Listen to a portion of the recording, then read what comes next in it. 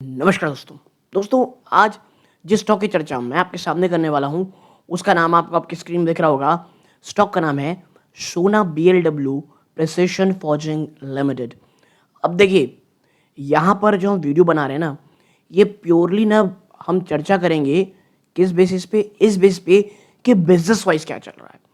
इस स्टॉक को लेकर के इतनी ज़्यादा चर्चाएं हो रही हैं कि मैं आपको क्या बताऊं। इतना ज़्यादा कमेंट इतने समय से आ रहा है। आई नो पिछले कुछ समय से वीडियोस नहीं डाले मैंने क्योंकि तबीयत बहुत ज़्यादा ख़राब थी। अभी भी पूरी तरह ठीक नहीं है, बट हाँ, अब चीज़ें काफ़ी हद तक ठीक ठाक सी हो चुकी हैं। तो कोशिश करूँगा धीरे धीरे और भी ज़्यादा वीडियो लाने की। आप इस वीडियो को ज़रूर लाइक कीजिएगा क्योंकि अब एनालिसिस के वीडियोस आने लगेंगे। तो अगर आपको किसी अन्य स्टॉक पे चर्चा करानी है, कमेंट बॉक्स में ज़रूर बताइए कि हाँ भाई, इस स्टॉक के ऊपर चर्चा कर दीजिए। यहाँ पे हम चर्चा करेंगे सोना BLW। देखिए, जो US टैरिफ लगे ना, ये उन आप कह सकते हैं सेक्टर के स्टॉक्स हैं जिन्हें बहुत तगड़ा डायरेक्ट नेगेटिव असर हो रहा है। यानी ये ऑटो कंपोनेंट के हैं। अब textile, auto component, James and jewellery, ये वो सेक्टर्स हैं जिनको सीधा झटका लगा है। तो सोना BLW वही स्टॉक है, ऑटो कंपोनेंट। और पिछले एक साल में भाई साहब सिर्फ और सिर्फ इस स्टॉक ने गिरावट देखी है। आप देखिए पिछले एक साल में 37.07%। और अगर आप ऊपरी स्तरों से देखोगे तो ये स्टॉक 40.6 और एक समय तो भाई साहब 40% से भी ज़्यादा 45% स्टॉक टूट चुका है। लेकिन क्या सोना BLW एक खराब स्टॉक है? बिल्कुल नहीं। देखिए, मैं आज बता दूं, सोना BLW एक बहुत ही अच्छा स्टॉक है। प्रॉब्लम ये है, ये सेक्टर का साथ नहीं मिल रहा है पिछले काफ़ी समय से। ठीक है, तो अब वो निवेशक जो सोना BLW में काफ़ी हद तक फंसे हुए हैं, उन्हें ये समझ नहीं आ रहा कि भी आगे करना क्या है। ब्रोकरेज हाउस क्या कह रहे हैं, रिपोर्ट क्या है, टारगेट क्या दे रहे हैं, इन तमाम चीज़ों में हम चर्चा करेंगे दोस्तों। ओके, बहुत ज़्यादा लंबा वीडियो होने वाला नहीं है। यहाँ पर जो चर्चा की जाएगी भाई, ये फॉर लॉन्ग टर्म इन्वेस्टमेंट के हिसाब से आप कह सकते हैं एक डीप डाइव एनालिसिस करेंगे। और यहाँ पे मैं कुछ अपनी तरफ से नहीं लाने वाला। जो भी मोस्ट रीसेंट अवेलेबल इंफॉर्मेशन है जिसमें क्वार्टर 26 के रिजल्ट हैं, उसके तहत हम चर्चा करेंगे। ओके, तो अगर आपको लगता है कुछ बहुत ही अलग यहाँ होने वाला, तो ऐसा कुछ नहीं, इन्फॉर्मेशन ज़रूर आपको बहुत ज़्यादा मिलेगी। देखिए, सबसे पहले सेक्टर US टैरिफ। सोना BLW भाई साहब ऑटो कंपोनेंट इंडस्ट्री से आता है जिसका स्ट्रैटेजिक फोकस है EVs में। ठीक है, और ये मेजर सप्लायर है टू ग्लोबल OEMs। और इसका एक बहुत बड़ा जो हिस्सा है रेवेन्यू का, कंट्रीब्यूशन का, वो US से आता है। यानी डायरेक्ट थ्रेट है ये।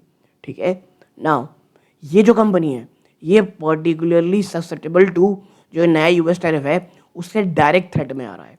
ओके, और अब वो क्या है, यहाँ पर आप देखेंगे US ने 50% टैरिफ लगाया जो नियरली हाफ ऑफ इंडिया के कंपोनेंट एक्सपोर्ट में है। और ये जो मूव था ये डायरेक्ट इम्पैक्ट करता है कंपनी जैसे सोना BLW, जिनका 43% जो रेवेन्यू है वो US से आता है। सोना कॉमस्टार सबसे ज़्यादा एक्सपोज्ड है इंडियन ऑटो कॉमन एक्सपोर्टर्स में। ये जो टैरिफ पोज है ना, ये एक बहुत ही बड़ा थ्रेट मैं कहूँगा है कंपनी की कॉस्ट कॉम्पिटिटिवनेस को, और ये सप्लाई चेन को बहुत बड़ी स्तरों पे डिसरप्ट कर सकता है और ये दिख रहा है। तो क्या कोई मिटिगेशन स्ट्रेटजी है कि भाई ये कहीं ना कहीं कम हो जाए? तो देखिए, कंपनी की एक फैसिलिटी है मैक्सिको में और EV कंपोनेंट बिजनेस को सपोर्ट करने के लिए। तो ये जो एक मैक्सिको की फैसिलिटी है ये हेल्प कर सकती है कि कुछ ना कुछ इम्पैक्ट को तो कम किया जाए। मैनेजर ने ये भी इंडिकेट किया है कि जो effect of the new tariff है ना, ये डिपेंड करेंगे हाउ इनके OEM कस्टमर रिस्पॉन्ड करते हैं एंड क्या कुछ कंपोनेंट जो हैं उन्हें एग्जाम किया गया है। तो देखिए, मैक्सिको की फैसिलिटी उसका सहारा, प्लस क्या कुछ कंपोनेंट ऐसे हैं जिनको एग्जाम किया जा रहा है उसका सहारा, प्लस जो इनके पार्टनर्स हैं वहाँ पे वो किस तरह रिएक्ट करते हैं, इन तमाम चीज़ों में होगा काम। और इसका असर हमको सितंबर क्वार्टर में देखने को मिलेगा। ठीक है, नाउ इसके बाद अगर आप देखोगे आगे बढ़ने से पहले दोस्तों, आपके सिंह दिख रहा होगा मात्र 16.5% ऐसे भी उन्होंने जो वीडियो देख रहे हैं, चैनल सब्सक्राइब कर रखे हैं, आपका धन्यवाद। और 83.6 हैं जो वीडियो देख रहे हैं बट अभी तक चैनल सब्सक्राइब नहीं किए हैं, आपका भी धन्यवाद। बट प्लीज़ चैनल को सब्सक्राइब ज़रूर कीजिएगा। आपके लिए भले ही छोटा कदम होता है बट इससे चैनल की ग्रोथ होती है दोस्तों, बहुत बहुत मोटिवेशन मिलता है। ओके, सो प्लीज़ चैनल को सब्सक्राइब जरूर कीजिएगा और वीडियो को लाइक कीजिएगा। अब बढ़ते हैं आगे, अब देखते हैं सेगमेंट वाइज ब्रेकडाउन कैसा हुआ है। तो आप यहाँ पाएंगे कि भाई रेवेन्यू 800-850 करोड़ से थोड़ा सा ऊपर, यानी मात्र 5% यहाँ पे गिरावट हुई है year on year, 5%। Net profit 124.7 crore का रहा, 12% की गिरावट। एबिटा 202.5 करोड़ में रहा, 19% का फॉल आया। एबिटा मार्जिन 23.8% में रहा है, 28% की गिरावट इसमें। बैटरी इलेक्ट्रिक व्हीकल सेगमेंट आप देखोगे रेवेन्यू तो वो 210 करोड़ का रहा भाई साहब, 25% की उसमें गिरावट रही। और जो बीवी का कॉन्ट्रीब्यूशन है ना बैटरी इलेक्ट्रिक व्हीकल का, वो 28% रहा, जो पहले 36% था। ठीक है, तो यहाँ पर भी गिरावट है। तो जो क्वार्टर वन के नंबर्स आए वो बिल्कुल भी अच्छे नहीं रहे, उत्साहजनक नहीं रहे। और देखें जो ओवरऑल परफॉर्मेंस रही उसमें जो डिप आया, मैनेजमेंट ने ये बात कही कि भाई देखो जो ग्लोबल स्लो डाउन है ना ईवी डिमांड में और सप्लाई चेन इश्यूज जो दिख रहे हैं, और सच एज एक सबसे बड़ा प्रॉब्लम रेयर अर्थ मैग्नेट का बहुत बड़ा शॉर्टेज आना। चाइना ने क्या किया सबको पता था और ये प्राइमरी रीजन थी।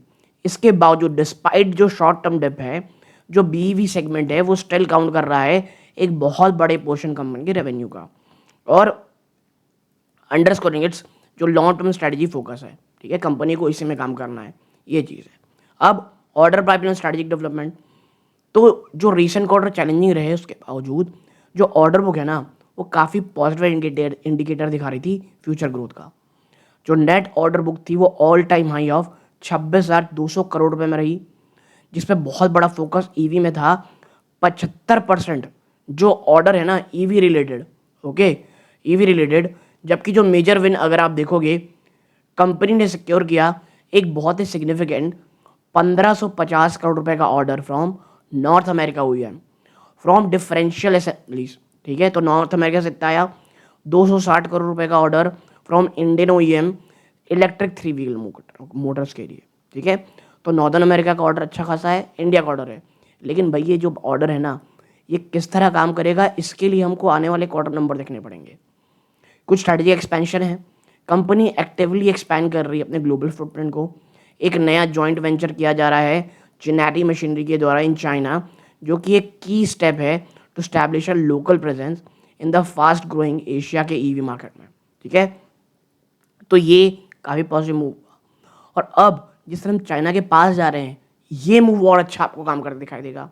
इसके साथ साथ कुछ रिसेंट एक्विजिशन जो हुआ है ऑफ स्कॉट क्यूबर्टा का जो रेलवे इक्विपमेंट डिवीजन है, और ये एक नाउ एक फुल्ली इंटीग्रेटेड रह गया है जो अब शुरू करेगा क्या कंपनी के रेवेन्यू में भी।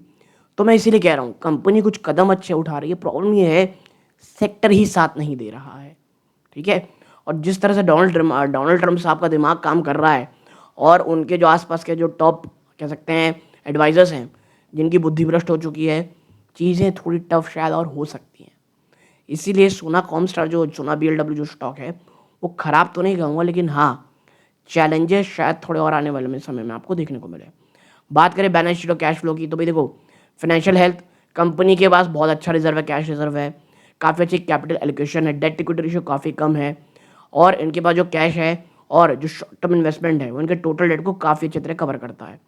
Capital expenditure company cash flow को काफ़ी अच्छे तरीके से इन्वेस्ट कर रही है। ठीक है, जो कंपनी रिफ्लेक्ट कर रही है बहुत ही एग्रेसिव एक्सपेंशन प्लान है कंपनी के पास। ठीक है, चाहे वो ईवी में हो रेल सेक्टर में हो, और ये लॉन्ग टर्म ग्रोथ के लिए काफ़ी अच्छा होगा।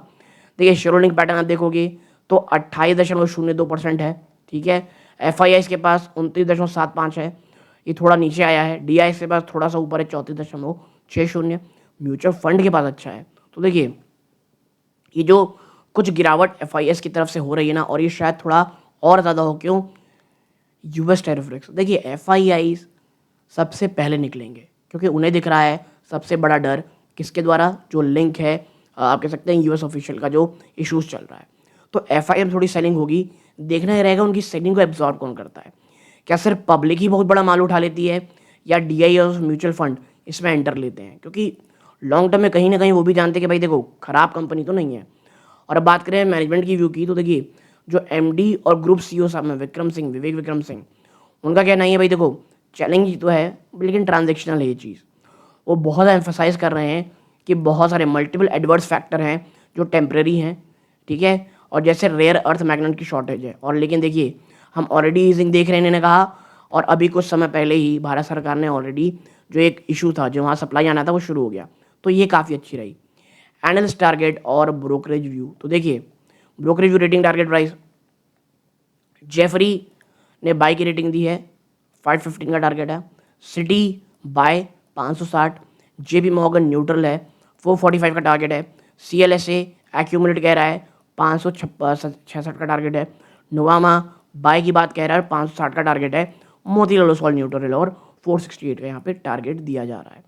अब कंक्लूजन अगर आप देखोगे तो देखिए कुछ एनालिस्टों ने अपनी जो टारगेट है उसे ट्रिम किया है, क्यों नियर टर्म प्रॉब्लम तो है भैया, और कुछ अभी भी कॉन्फिडेंट है सोनाल बिल्ड हम लोग के long term EV driven strategy को लेकर के। तो जो जनरल कंसेंसस है ना, वो पॉइंट में यही है कि एक स्ट्रॉन्ग रिकवरी आने वाले क्वार्टर में देखने को मिलेगी, क्योंकि एक बहुत मजबूत ऑर्डर पाइपलाइन है, स्ट्रैटेजिक डाइवर्सिफिकेशन कंपनी कर रही है। ठीक है, और फाइनल कंसिडर अगर आप देखोगे तो आप पाओगे ये देखिए करेंटली नेविगेट कर रही है solar BLW short term challenges में, जिसमें पर्टिकुलरली आता है ग्लोबल स्लोडाउन ईवी डिमांड और नए यूएस टैरिफ। लेकिन कंपनी का जो फंडामेंटल है वो अभी भी इंटैक्ट है, काफ़ी डोमिनेंट पोजीशन है कंपनी की ईवी ड्राइवर लाइन में। ठीक है, कंपोनेंट मार्केट और एक रिकॉर्ड ऑर्डर बुक है कंपनी में, जिसके अंदर स्ट्रैटेजिक एक्सपेंशन है नए मार्केट में जैसे रेलवेज और चाइना, जो फ्यूचर ग्रोथ को लेकर काफ़ी स्ट्रॉन्ग फाउंडेशन देते हैं। और जो कॉन्फिडेंस है जो इंस्टीट्यूशन इन्वेस्टर का दिखा रहा है वो यही बताता है कि भाई देखो बहुत ऑप्टिमिस्टिक हैं बहुत सारे एनालिस्ट जो लॉन्ग टर्म इन्वेस्टमेंट को लेकर के तैयार हैं। फॉर इन्वेस्टर जिनका 3 से 5 साल का होराइजन है, ये जो करेंट डिप आया है ये बहुत ही कंपेलिंग अपॉर्चुनिटी हो सकती है to invest in a company. ठीक है, तो ये राय है सब जनों की। आपको क्या लगता है स्टॉक को लेकर कमेंट बॉक्स में बताइएगा। ये सूर्यकांत है, जय हिंद।